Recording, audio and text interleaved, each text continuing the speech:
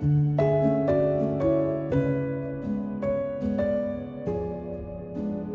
everyone and welcome to the Houston Center interview series.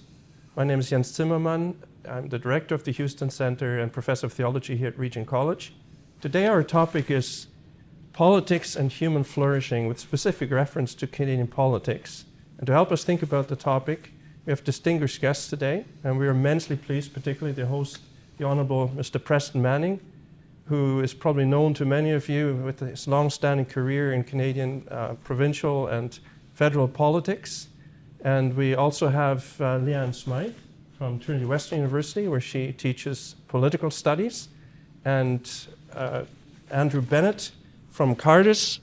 And Andrew has been the ambassador of religious freedom in Canada from 2013 to 2016. So we have a really good panel here to think about Canadian politics and human flourishing.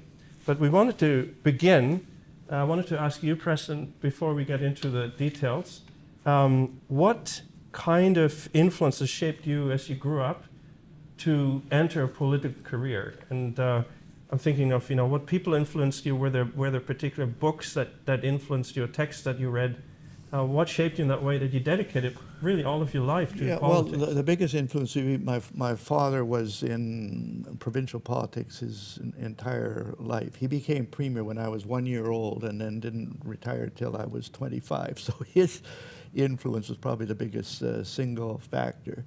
And in terms of books, of course, the Bible itself, like I've thought about this. There's very few books that I've read more than twice. But the Bible, I've read dozens and dozens and dozens of times, which speaks to me about its uniqueness and its inspirational power. And then basically I've read political biography.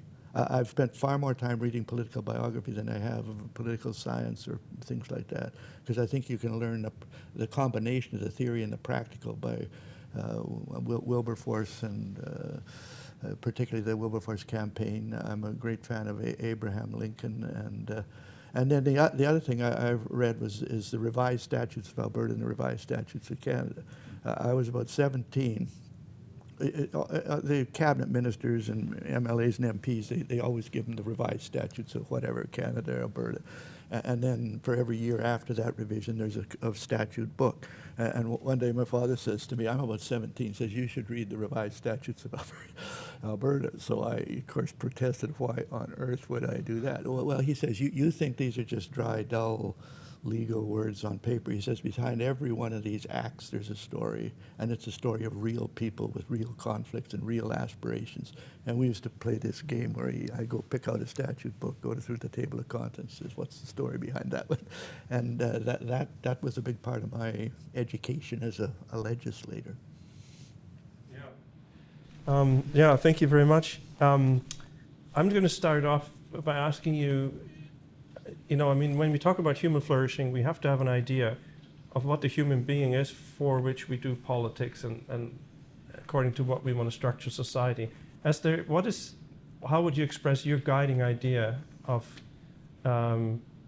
human identity that guides your thinking about politics and what constitutes a flourishing society? Well, I think as you will all agree, if you come at that from a Christian perspective, your concept of the human person is a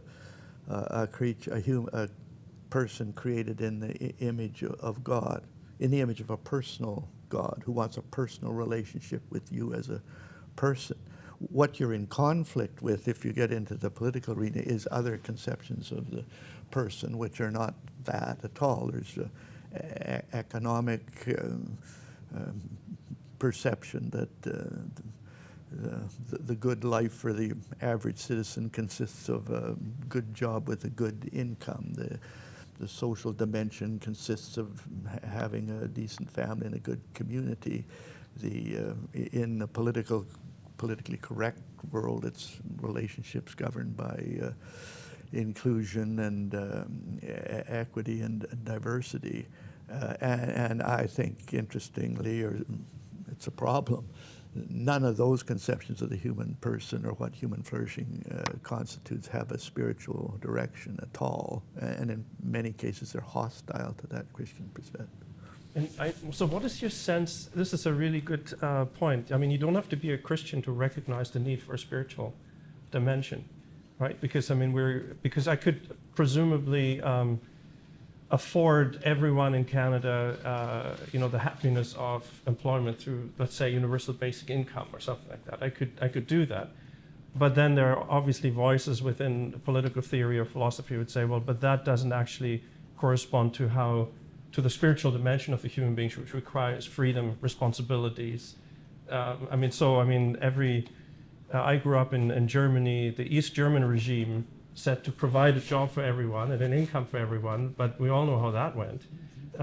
So what's your sense, I guess I have two questions, like what's your sense in the current Canadian political landscape of awareness that people actually need that we need to, that the political structures and so on have to recognize that spiritual dimension? Well, I think you can ask the question, particularly if you're going to operate in the political realm, is there some point at which the average citizen does recognize that there's a spiritual dimension to life? I start by where is the head of the people I'm talking to, and it seems to me one area where ordinary people will recognize a spiritual dimension is in dying. Very few people that you talk to, regardless of their political or their religious views, will say that dying is purely a physical and medical event.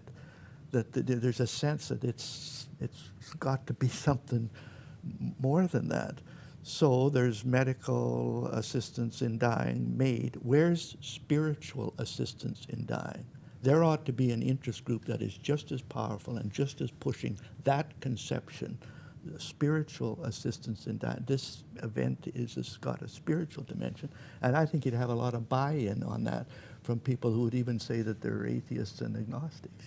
But it's trying to start where, is there some area where people are conscious of the spiritual and start there by trying to expand it?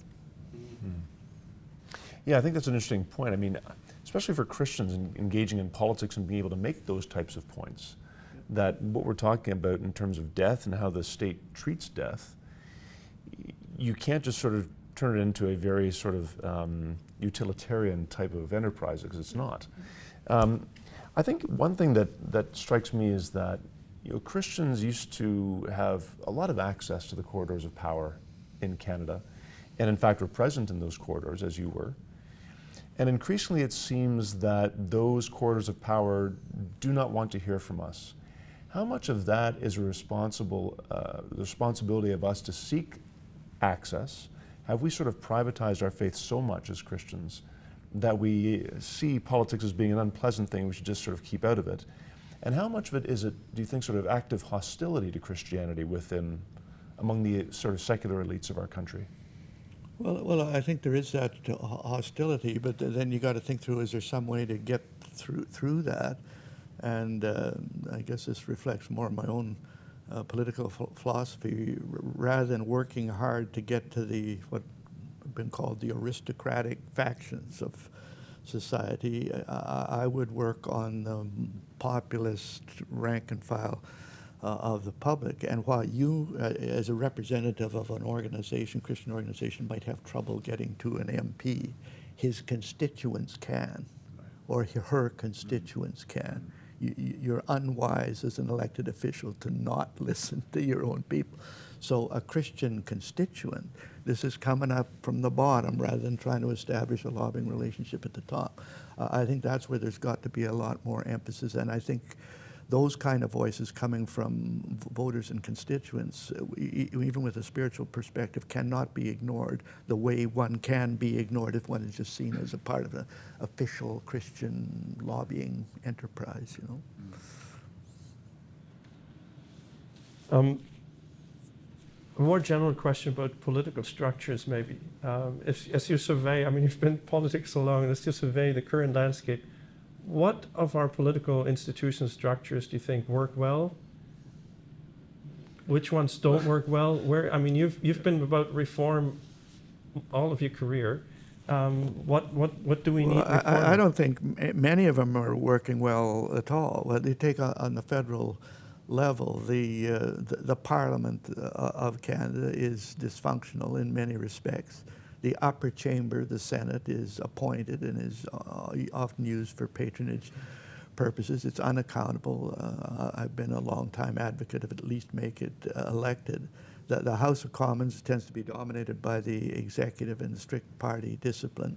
There's one of the possible remedies for that is just freer voting in the House of Commons, which could be achieved by a 20-second statement by the Prime Minister. The judiciary is becoming increasingly political and involved in governing, not just judicial decisions. This country does not have an impeachment process for judges, which some countries do. I wouldn't imitate the American system, but I think there should be some way of yanking the chain of justices. So in almost all those areas, we talked about the elected chamber, we talked about the judiciary, talked about the Senate, all those areas could be improved to make them more accountable.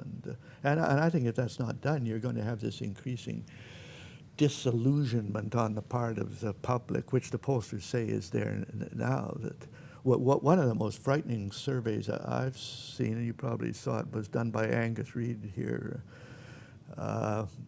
It was a North American survey where he asked people, and I can't remember the exact framing of the question, but he says, do you favor this political decision-making by elected people and elections and parliaments and congresses, or would you prefer that some of these decisions be made by an authority that just had the right to go ahead and do it regardless of all this?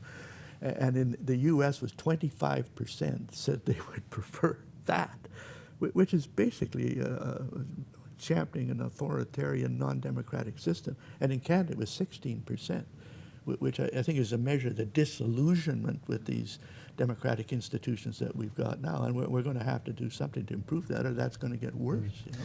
To what extent do you think that, and this is going to be a little bit controversial, to what extent do you think that we as citizens empower that dysfunction by not voting, by not engaging politically, by not familiarizing ourselves with our own system? And it seems like a growing passivity on the part of the citizen. Oh yeah, no, I think it's not just the responsibility or irresponsibility of the people that are operating these institutions. There's exactly what you say. They do not perceive some demand from the bottom up of large numbers of voters demanding a better Senate, a better Parliament. And there's this tendency, particularly Canadians, is I don't like it, I'll just withdraw from it rather than go and try to change it. So a lot of the impetus for changing these institutions is going to have to come from large numbers of people saying they want it done. Okay, I'm going to ask one question, I'll let you, sorry.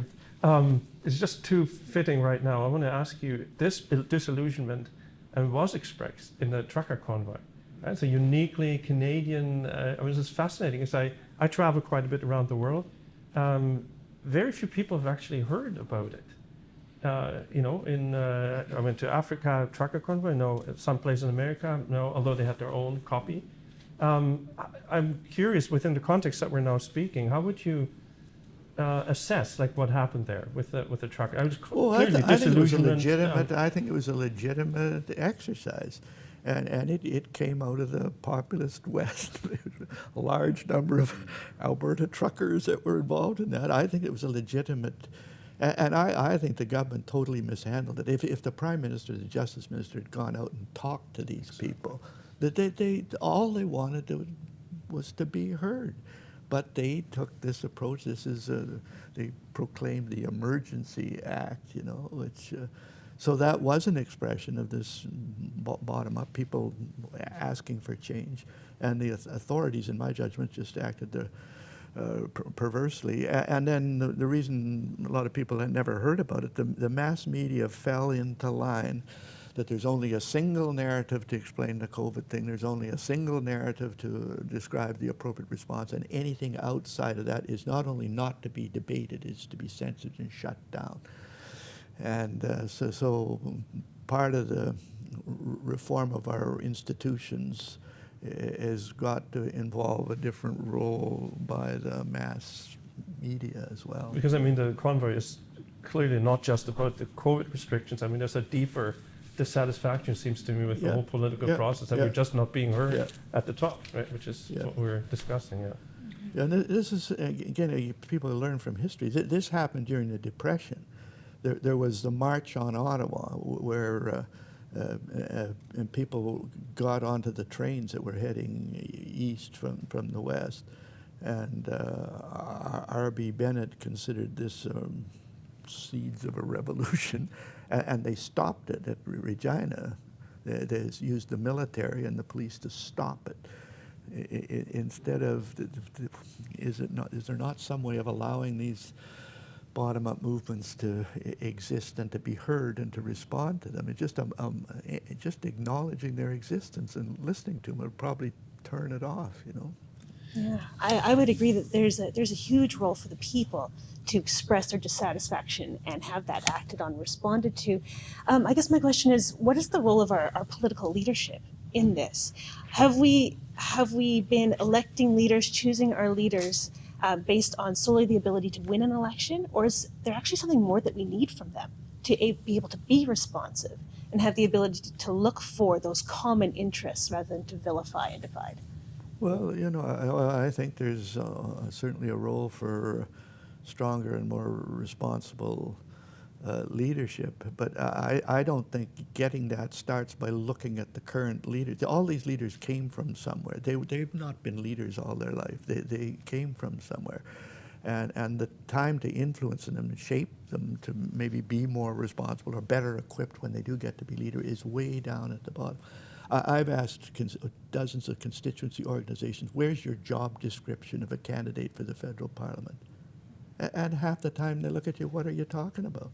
Well, like, you wouldn't hire a janitor for your school without having a job description. What makes a good janitor? Well, where's the description of any of the parties? I'm not just talking about one party. Where's your description of what is an ideal representative?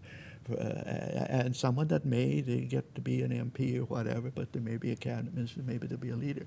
I think that's defining what we want in our elected people way back at that bottom basic level might eventually produce a different quality of leadership when they get up there. Well, one question to ask candidates is, who do you follow?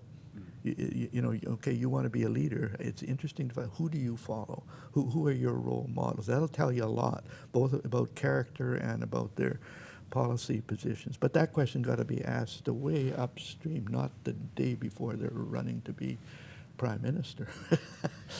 Talking about the convoy again, you know, I think it was either one of these great theorists of the Canadian experience, whether it was Careless or Innes or whoever it was, talked about how Canada is very much defined by region, class, and ethnicity.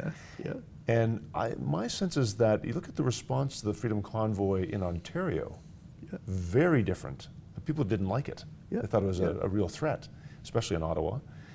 What about the challenge of very distinctive political cultures that we have across the country? And I think that's a very good point. And I think that's something that has to be officially recognized. I've tried to talk the Federal Conservative Party into officially recognizing the regional character of Canada. The Atlantic region, the Quebec or the Laurentian region, you can divide up Quebec and Ontario, the Prairie region, the Pacific region, and the North, and recognize that each of these have some distinctive, and I'd use the word distinctive, which will fit in, distinctive characteristics and aspirations that have to be addressed by the federal government if you want to unify the country. And the way I would put it, the government will address your distinctive aspirations, regional aspirations, but what you have to agree to is not object when we address the distinctive regional aspirations and concerns of some other region. And I think that recognition of this is a country of regions. I can tell you a funny story on this. We had a big conservative convention once where I asked, we had a panel, and we asked them, define what a conservative is from each of your regions. So the Atlantic person says tradition. The Quebec person says soft nationalism. The Toronto guy says business. The Prairie guy, which was linked Byfield, says revolution. And the BC fella says polarization and being at the right end of the pole. Now, these are all talking about conservatives, and it ranged from tradition to revolution. And that occurs on virtually any kind of issue that you raise. And understanding it and trying to find some common ground is a pretty important part of keeping this country together. Absolutely. I mean, on the common ground, it strikes me, and I think this is across the board in our culture and it's in academia as well, that there is less willingness to debate and put forward arguments than there is a willingness to set up tribes or camps, and you're supposed to already be in one camp or the other. And if you're not of my camp, I'm going to do everything in my power. I will smear you. I will, associate you with something that is currently unvirtuous. I'll call you like a Trumpist or whatever, in order to shut down any debate, any argument. Do you think that is true in politics? And how did you throughout your career? How do you deal with, the other, like the political other I think opponents? it is true what you describe. I think one of the answers is to bring back sort of genuine democratic representation and genuine democratic debate in which people are allowed to say whatever they feel most strongly about and what they want. But you don't shut down the other side. You try to argue them down or present a better thing. And at the end of the day, you have a vote as to what's going to prevail. I mean, this is an old, but it's the heart of the democratic process. And when you don't have that process operating properly in the institutions, then it defaults to what you're talking about. In the House of Commons, the distance between the government benches and the opposition benches are 2 swords lengths apart. That was the original idea, so that you could get out your sword and slash away, but you couldn't quite cut off the other guy's head. So another way to put what you're asking is, what's the equivalent of 2 swords lengths apart today, where you recognize that there's the 2 sides, that they'd like to almost get at each other, but they can't kill each other. They can't do that. They've got to figure out some other. What's the equivalent of 2 swords lengths apart? I also used to always wonder, of course, in the House of Commons, they have the mace at one end, the symbol of the House. The mace is a club for hitting people over the head, but it's just set on the table. Like, nobody can pick up the mace and go after you. So what are the equivalent? That's an institutional way of trying to allow debate, vehement debate and that, but not destructively. What's the equivalent of the mace sitting on the table, not being used as a club? And what's the equivalent of 2 swords lengths apart? What did you find is the most effective way of dealing with a political opponent? Well, I'd always believe that my idea was superior to his, so I would just go to what my own position was. I'd spend some time trying to dismantle opposite opinion, but I would spend the name of that party that we had was called Reform is Constructive Change, and so I would just try to spend most of my time arguing for the positions that we believed, rather than trying to denounce the other person, and also try to stay away from personal attacks on the person. I'll attack your position maybe, but I'm not attacking you as a person. And I think if there was more of that, we'd have less of this acrimony that we have today. Mm.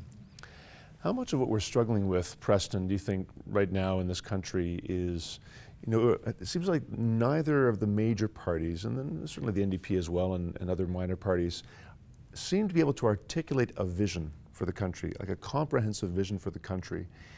And is the dysfunction that we're seeing in our institutions kind of symptomatic of that there's no broad vision for the country, where we want the country to go? It seems to be a lot of tinkering, but no big vision. Are we past the days of a McDonald's sort of big vision for the country, or can we return to that, and is that essential? Well, I think it's a good question to ask. Yeah, I do think it's important to have some overarching vision that a lot of people can buy into. I'm just reading a new book on the building of the CPR railway. I mean, there's Burton's book, but there's a new book on that subject, and this author makes a big point about MacDonald had this vision of tying the whole country together, and a railway was the way to do it. And so I've actually written in the margin of this, what's the equivalent of that today? What's the equivalent of the CPR? What's the grand vision that could tie things together? I don't know what the answer to that is, but I think it's a legitimate question. And in putting questions to political leaders, or even to candidates for public office, it's a good question to ask. Do you have some overarching vision? I'm not sure what it is. This doesn't go as far as what you're asking, but maybe it's part of this solution. If you ask, like, on the global scene, in what way is Canada a big player? I mean, we're not a big player population-wise. We're not a big player financially. We're not a big player in terms of geniuses running our country. Like, we're not a big player in any of those areas. One area we are big. We are the second largest country by land mass in the world, which means we have the largest or second largest stock of natural resources in the country, on the planet. Energy, agriculture, forestry, mining, and fishery. And these are, to me, these resource sectors are not just relics of the past, which is what the government is treating with, or even environmental liability. These are fundamental building blocks of the economy of this country that can serve not just this country, but can serve the world.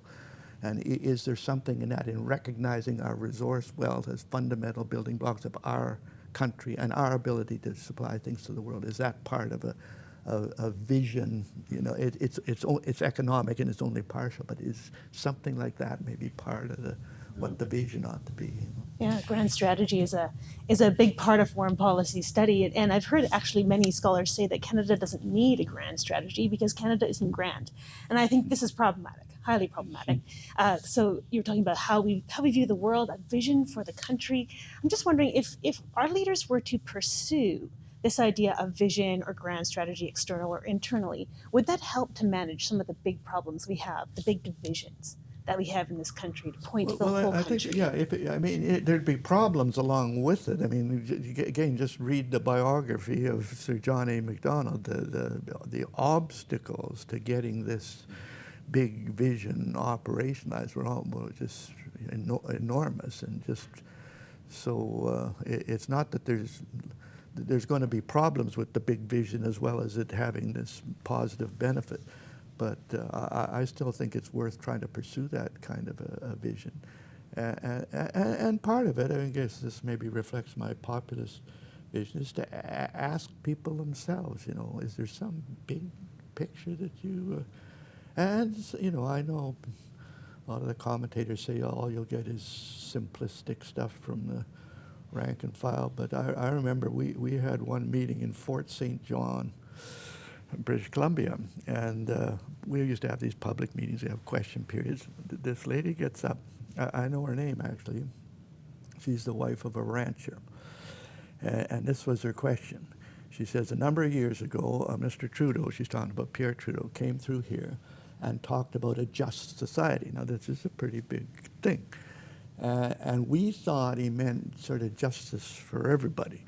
But it turned out he meant more justice from kind of where he came from for Quebec than he did for the rest of it.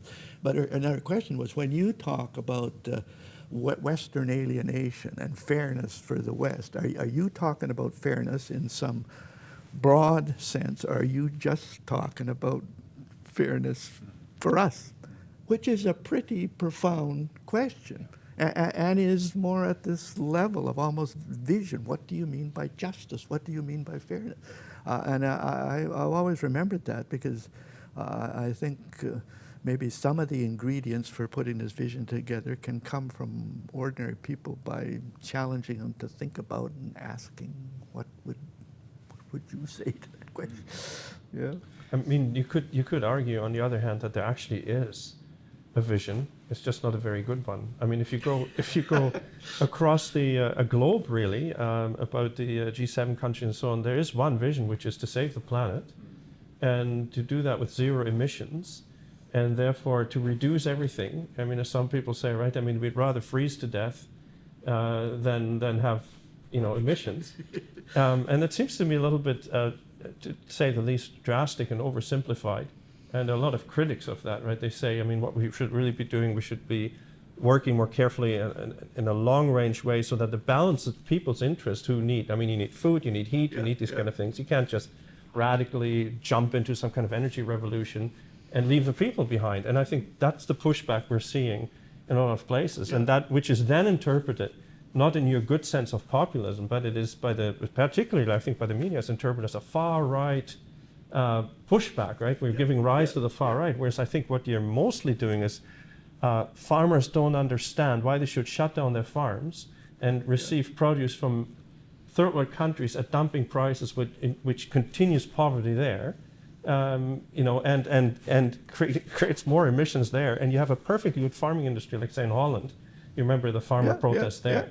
So there is a vision. It's just not a very good one. And you can have a wrong vision. And even, I say, a good vision can have a whole bunch of problems with it. So having the right vision is not the entire solution to everything, but I guess having a good and right vision is better than having none at all or having a perverse one. This business of recognizing resource sectors as fundamental building blocks, I think you can extend that one step further. Basically, in Canada, you're talking about agriculture, energy, forestry, mining, and fishery. And then you could say at the end of your talk, and the biggest natural resource of all is the environment, in which all of these are embraced. So if Canada is going to major on developing those things, of course, it's got to do it in the way that's the most environmentally responsible way, the most environmentally responsible approach to agriculture, most environmentally responsible approach to mining. I think you can weave that more responsible approach to environmentalism in and marry it to development of the resource sectors. And of course, this is a big argument made in Alberta. The world is using 100 million barrels a day of oil. It's still going up, not the way it was, but it's still 100 million barrels a day. So if the world's going to demand that, should not Alberta produce the most environmentally responsible and socially responsible barrel of oil, better than Venezuela, better than Nigeria, better than somebody else? Isn't that, it recognizes the importance of the environment, but it doesn't destroy one of the enormous sources of wealth that this country has. I've been really struck by comments that I'd never heard before from people in my sort of circle, people in their 30s and 40s in Ottawa, in Toronto, young people who are at the most productive stage of their lives, openly talking about emigrating. Because they sense that their future here is not what it should be. And they were convinced that they would have X, Y, and Z, and they're not realizing that. And they look at how their parents are very secure, and they don't have that. And we hear a lot about that in terms of the housing crisis in the country. But how much of that is sort of more of an existential reality, where they're in a place where they were born and raised, and maybe they immigrated when they were very young, and they have a commitment to this place we call Canada, but they don't know how to realize, what they see should be their kind of birthright in this country, and so they look elsewhere. And I'd never experienced this before. No, I'm not exactly sure what the answer to that is, but I do see that too, and it's a real tragic commentary on the country when that's what young people are thinking, that we don't have a viable option here. Now, when I've run into that with young people, I've said, and to which other country do you want to go?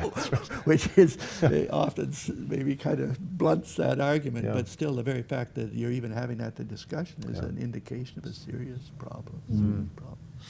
But I wonder if that goes back to this idea of human flourishing, because flourishing is a multi-dimensional thing, right? It's spiritual, it's material, it's physical, it's emotional, all of these things. And public policy, we've just been talking about, if the vision is one-dimensional, we have a severe problem. So is what you're really talking about is trying to transform our way of understanding policy into this multi-dimensional, multi-sectoral idea, which really does relate to flourishing. Yeah, and I know it sounds like a broken record, but if you come back and asking people about these questions, they will not all say the same thing. They will say different things about what they aspire to, which is multi-dimensional. And I think you're right. I think there's the vision, the pursuit of human flourishing is multi-dimensional, and you can get at what the dimensions are by basically asking people. Some people will talk about the economics, some of them will talk about freedom, some of them will, Quebec will talk about culture and language always first. Like, these are all legitimate aspirations, but there's no single one, which I think is your point. Yeah. So I mean, there's a kind of, just to end on this point, I mean, I don't want to end, but I mean, to emphasize that there's a kind of hopelessness somewhere. So my children are 23, 25, especially a 23-year-old in trades. There's a sense that, well, politics is going to do what politics does. I can't change it. And I think part of that is what we've discussed before, a kind of, they just don't really know how the system works. They don't really know where to put the lever in, to start change and to become involved. But another is even others that are more informed. They kind of think, well, to what extent are we actually governed by politicians? To what extent can the electoral process, democratic process, actually change policies? To what extent are we governed by sort of non-elect, advisory bodies of global proportions that kind of pull the strings? No matter what we do, what we vote, it's not going to really make a difference. I'm sure you've heard both sides. Like, how would you respond to that? Well, there are those factors, and you can just resign yourself to, well, there's unelected bodies, private interests. The ones I'm more worried about is the unelected ones in the public sector, the bureaucracies that are not directly accountable to anybody. Governments delegate regulatory, there's 4 classes of regulations. There's orders in council where the regulation is done by elected people, by the cabinet. There's ministerial orders where one elected person can proclaim a regulation. There are just dozens of statutes where halfway down there's an innocuous statement that the Lieutenant Governor and Council, the Governor General and Council may make regulations. This is a Magna Carta for the bureaucracy to make regulations. But there's a 4th category, which gets closer to what you're saying, where the government has delegated regulatory power to the College of Physicians and Surgeons. In Alberta, there's 29 of these things under the Health Professions Act, where the government has delegated regulatory power to other bodies, which are not elected. And there are ways of reining those in. In fact, we've just gone through an exercise in Alberta where we've recommended amendments to the Health Professions Act to make more accountable these seemingly unaccountable bodies. So there are things that can be done about that if one recognizes it's a problem. I think this probably sounds like a truism, but our Constitution says that we recognize the rule of law. I think a lot more can be done to use the rule of law to fix some of the problems that we're talking about. And this is one of my complaints with my academic and think tank friends. There are dozens and dozens of papers suggesting better ways of doing things, but they stop there. But here's the idea, here's the concept, it's a good idea. What happens to that if you give it to a cabinet minister? And the guy says, I like this idea, I want to do this. He gives it to the deputy. The deputy gives it to the legal guys inside. The legal guys write a memo to the minister saying, here's 49 things these outside idiots don't understand about this. So what would advance a number of these ideas further, but particularly from the academic community or the think tank, is to carry it one step further than just what the idea is. Go and say how you would amend the law in order to achieve what you're talking about. Do the draft legislation. Now, I mentioned I've just chaired this panel for the Premier of Alberta. It was in narrow terms of reference. It was to look at the the mandate in one long sentence was to look at the legislation which authorized the orders and regulations whereby the province of Alberta responded to the COVID crisis, and to suggest amendments to that legislation or additional legislation to better equip the province for the next emergency. So we've got this report with 8 or 9 chapters that suggests a bunch of things that can be done. But what we've done is we've got 61 proposed amendments. If you buy this idea, the Alberta Emergency Management Act has to be changed this way, and here's the clauses. If you buy this idea, the Alberta Public Health Act would have to be amended in this way. If you buy this idea, the Alberta Bill of Rights would have to be changed. We got 22 amendments to the Bill of Rights to strengthen the protection of rights and freedoms and to get a balance between protecting people from the harms of the emergency with the threats to their rights and freedoms, which in emergencies get threatened. So trying to translate these ideas just that one step further, and particularly if you're talking to a legislator, legislators make laws. A lot of them don't understand that when they get there. You make statute law. You're the only ones that can. And so you can take this idea and translate it and implement it through changes to the law. And I know this sort of sounds like a truism, but greater use of the rule of law would be a good thing. It's the way you can tell the courts. It's the difference, like lawyers that with respect to these infringements on rights and freedoms during the COVID crisis, there's lawyers that on behalf of their clients have gone to the lower courts and said, we think this violates the Charter of Rights and Freedoms or the Canadian Bill of Rights, the Alberta Bill of Rights. But all they can do is argue within the way the law is now. They can't, the court can't change the law, the lawyers can't change it. They got to work within the existing framework.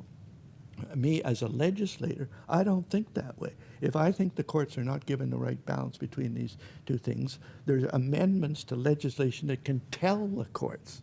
Legislators can direct the court. That's what the law does, and the courts will respect it. If you change the law that says there's got to be a better balance between the protection of these freedoms, the court's not going to say no. It can't say no. The statute says that.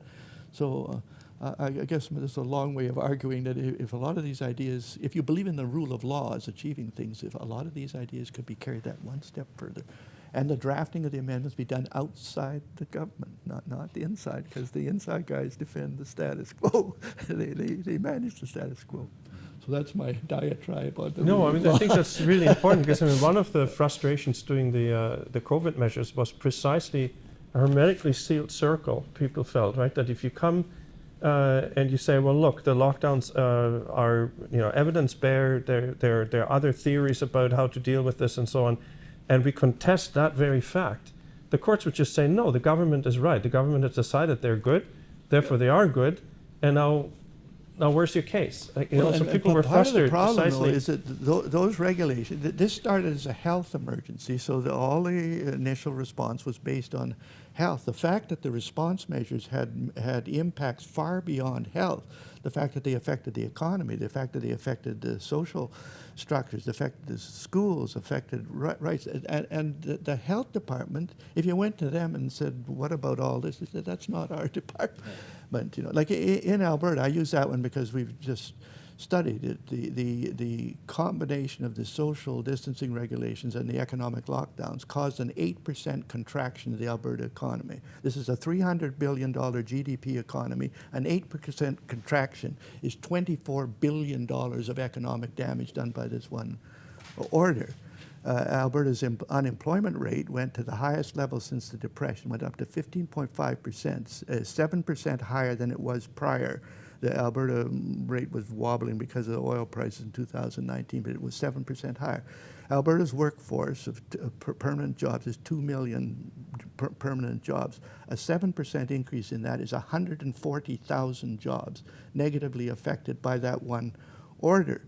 Now, these are impacts that go way beyond the health side, and one of our recommendations is that the emergency management thing should be, response to emergencies should be managed by an emergency management agency that has the big picture. Of course, if it's health, it's going to involve the health people. If it's fires, it's going to involve the fire people. But an agency that takes into account all these factors is going to manage that response better than one that just is narrowly focused. These are all lessons that can be learned from the COVID thing. This panel wasn't out to blame somebody for what went wrong, but can't we learn from this to better equip ourselves next time around? I mean, it's interesting your emphasis on the word health. I mean, one of the problems is the systemic reduction of our understanding of these things. For instance, what health is. I mean, as Leanne said before, you know, we're persons. There's a spiritual, there's an economic, there's a bodily. There are all these dimensions to us, which all constitute health. Like health is the wholeness of a person flourishing in all these different areas. And if health just becomes, okay, we need to be virus-free or something, like that's just deadly. Yeah.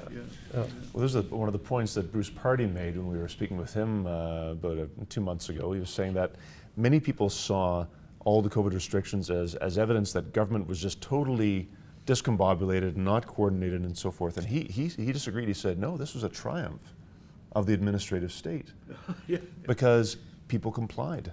By and large, across the country, people complied and were willing to go under lockdown for up to 2 months in some cases, 6 months in other cases.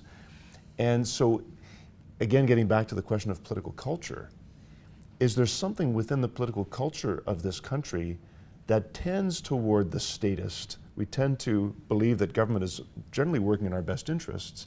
And does that then cause us to retreat from more active participation? Well, they're like, you know, there's this old observation that the Americans are after life, liberty, and the pursuit of happiness, and we're after peace, order, and good government, which, you know, tends more in the direction that you're talking about. I think one of the other pernicious aspects, there are these consulting outfits, and they're abundant in Ottawa, who will go to a public policy maker and say, look, if you want to get public compliance with your policy, the cheapest, quickest way to get it is to scare the hell out of them. Yeah. And these people know how to formulate that. And unfortunately, there's a certain truth to that. The cheapest, quickest way is to use the fear factor. Now, there are circumstances where there's something to be afraid of. But if that becomes a tactic, you know, and it's anti-democratic. You don't go out and try and persuade someone that this is the best thing to do. You don't listen to their objections and try to overcome them. You just scare them. And there's a lot of evidence that the compliance with COVID had that feature to it. One of the internal debates we had on this panel was the officials that said, look, to get compliance, you have to just have one story, like and you cannot imply that you're uncertain about it. Almost all these officials talking to you privately say, look, we think this is the best thing to do, but we're not sure. This is an uncertain thing, but we can't say that publicly, because if you imply uncertainty, you can't get compliance. And we had this big debate. What's the balance between them? We ended up concluding you're better to acknowledge the uncertainty. Say it just the way your doctor would. Often that's the way your doctor talks. You go to the doctor and say, you've got something that we're not exactly sure about this, and I think the best thing for you is this, but you know, something could change. That's a more honest way than say we know exactly what this is. All you got to do is comply, and there's all this discussion about misinformation, and there is misinformation. You grant people freedom of expression, there'll be people that will say things that's misinformation. But I worry about misinformation that comes from governments itself and from the media. And one of the examples that was given to us, and this fellow distinguished between what governments say and what people hear is often different. You got to recognize that. But what people heard was, if you get vaccinated, you won't get COVID. That's what they heard the first minute. Then they heard, if you get vaccinated twice, you won't get COVID. Then they heard, if you get vaccinated twice and get a booster, you won't get COVID. And then you got, if you get vaccinated twice and get a booster, you may still get COVID, but the symptoms will be better. Now, these are all messages that came from government that people heard. Are not those first three messages misinformation, unless you accompanied it with an acknowledgement of uncertainty? Look, we think that if you do this, it'll help, but we're not 100% sure. We may change the message. I think that would have been a more honest and believable way of handling that than just insisting that we're right on this and then changing the message 3 months later. which we're coming to the end of our time, but I do want to ask the question of the role of the media in politics. Before I want to turn it to our sort of last tiny little segment, I do want to talk about faith in politics just for a little bit. Maybe each of us can think of a question in that regard. But how do you assess the role of media in politics? I mean, I just go back to the trucker convoy. I remember an American colleague whom I met, and she said to me, "Jens, I'm so very sorry, that you're suffering from, these truckers that are trying to subvert government, that have occupied Ottawa. So very sorry to, and I thought, now, where did you get this? Media. And it's a pretty concerted way of putting out the information, right? I mean, I used to read newspapers because I read 4 different ones because they give you different views, and that seems to have changed a little. It seems to be like a monolithic, almost propaganda-like coverage. Like, how do you assess the situation? Well, I think the media is a big part of the problem, particularly in its response to COVID. And what I've said to some of my media friends, why don't you guys conduct your own internal inquiry on how you handle this? It doesn't have to be public if you're afraid of being hurt by your advertisers or subscribers, but don't you at least need to acknowledge that you didn't conduct yourselves as responsibly as you could have? I think one of the bigger problems in Canada is that the mainstream media are in financial trouble, and they're becoming unviable, and they're becoming increasingly dependent on federal subsidies to keep themselves afloat. The CBC is the worst example, $1.3 billion. I mean, it's the CBC's evening news used to have 650 to 700,000 viewers. They're now down to under 200,000. Like, the thing is not viable. One of the suggestions in Alberta is that the headquarters of the CBC should be moved to Drumheller, so they would see what happens to dinosaurs. But that's a biased Alberta. But I think that is just a real, and of course the independent media are growing, and I think that's a healthy thing, but what's the challenge down the road with them? Will they become like the mainstream media are today? So I don't know what the answer to that question is, but it's a good question, and maybe one of the starting points is for the media themselves to recognize you guys are in deep, deep trouble. You're mistrusted, you were misused this crisis. Is there anything you can come up with to solve your own problem? I mean, the worrisome thing is what cannot be the solution is controlling of misinformation as proposed by, our current government. Europe is working on, I can't remember what is this, or the trusted internet or something. Yeah. But they're actually actively passing policies of censoring misinformation on the internet. And, as we all know, once the government starts deciding what is and what is not misinformation. Even if the media would declare what their biases are, like in the old days, I'm sounding like an old, and I'm really going back, but the Globe and Mail under George Brown was a partisan paper, and they were proud of it. They said, this is who we are and what we're doing. And Le Devoir was a partisan paper, and they said what their biases were. I'd almost prefer that than media that profess to be cross-partisan and objective and everything and aren't, when the agenda is a hidden agenda. Maybe it would be a step in the right direction. Okay, you're entitled to have these biases, but say what they are so that the reader knows what they are. Well, non-partisanship is seen as being the great virtue. And so, God forbid you land somewhere and then hold to that ground. And I think that's maybe a challenge that Christians are facing as well. Where we're constantly getting knocked for being responsible for every perceived ill within society, the patriarchy, colonialism, all these things that are sort of these fictions that are being fed, especially to young people going to universities and other places. What can we do as Christian leaders, whether in the fields of politics or clerical leaders, what can we do to help shape the debate in the country to bring it back to one where Christians are in one sense maybe an honest broker, where we sort of really lean into what we've done for 2,000 years, and that is to try and bring forth the truth of human dignity, the truth of why virtues are so important for governing ourselves. Where are the opportunities there? Well, I think one of the answers to that is to inform and train our own people to do what you're talking about.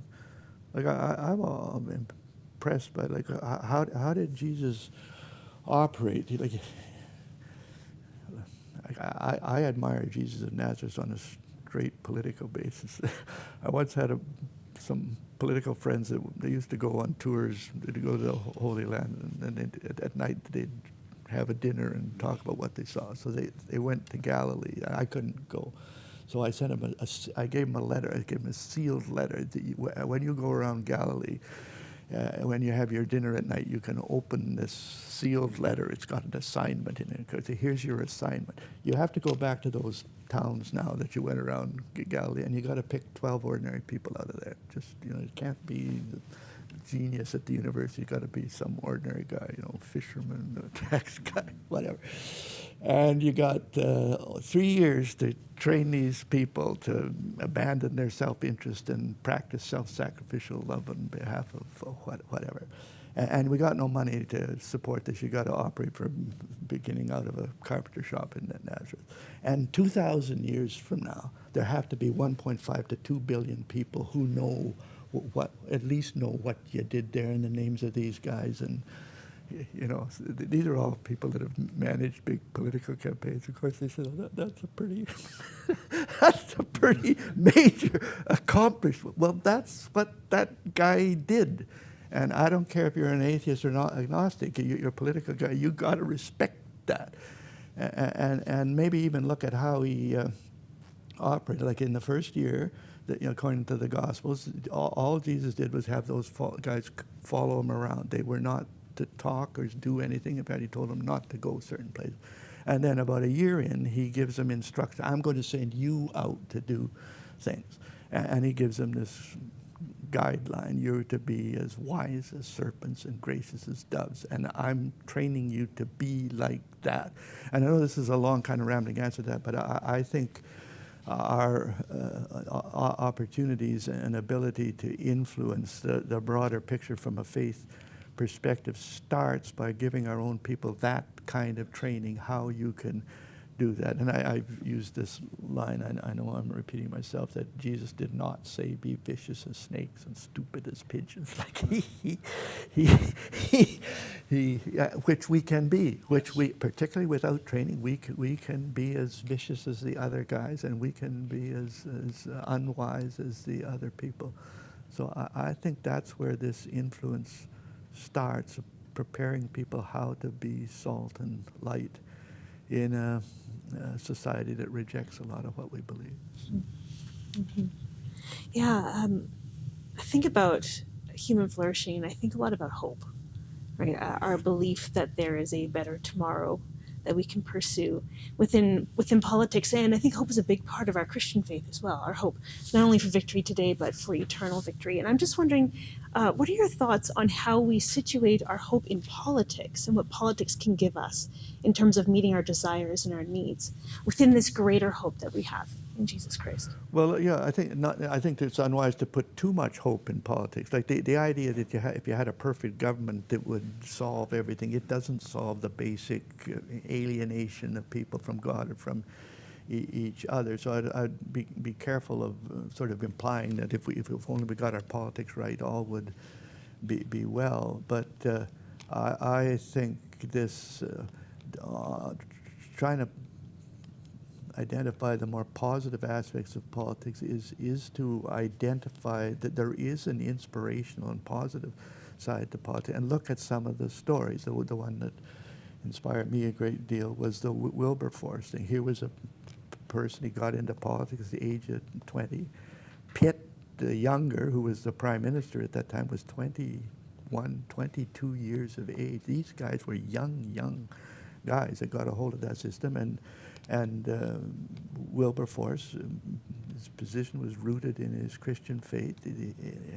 After a long struggle, they abolished slavery throughout the British Empire. They freed 800,000 people from, this is an inspirational story. It was done in the political arena, and it was done by someone with a Christian commitment. Martin Luther King, there are these inspirational stories that present a positive. You talked about there's a beautiful side to politics. There's an accomplishment side, a positive side. And maybe we don't talk about that enough, particularly with our young people. We point to all the problems and how we're going to fix them, but maybe a little more inspiration from those positive examples would be helpful. Yeah, I think that's a good place to end. Someone like Wilberforce reminds me, Dietrich Bonhoeffer was my favorite theologian, who had a great deal to say on the relation of church and state. And he had sort of a similar view, like you do what you can to reflect the humanity that has been accomplished in Christ on the ground.